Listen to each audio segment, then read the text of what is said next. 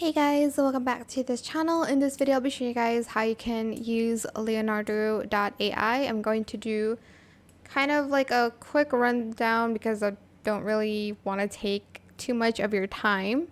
So basically here, there's a bunch of options you can choose. You can upscale your image. You can use style reference here to make mockups, I guess. This is if you want consistent characters. This is if you want content reference. You can generate videos, image to videos as well. There's just a bunch that you can do. You'll get around 150 tokens to start if you want to. You can also take, for instance, like a picture here and remix it with your own picture. So for instance, you want to look like a goddess here, remix it with your own picture.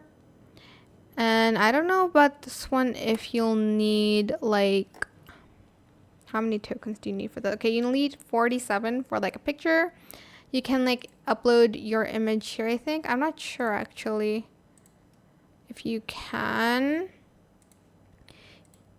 Here you can kind of adjust the prompt enhancement style, their stock photo, etc, etc. And then once you're done, you're going to just select generate.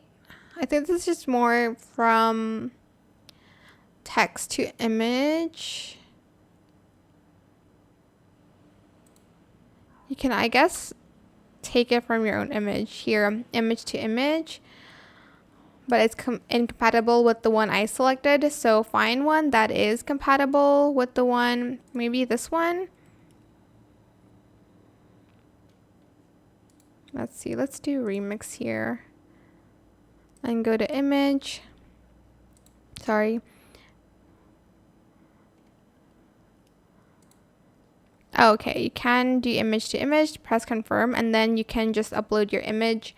Then it will remix it with your image to make one AI image, basically. So you can also remix image to video, and then image to image, and etc.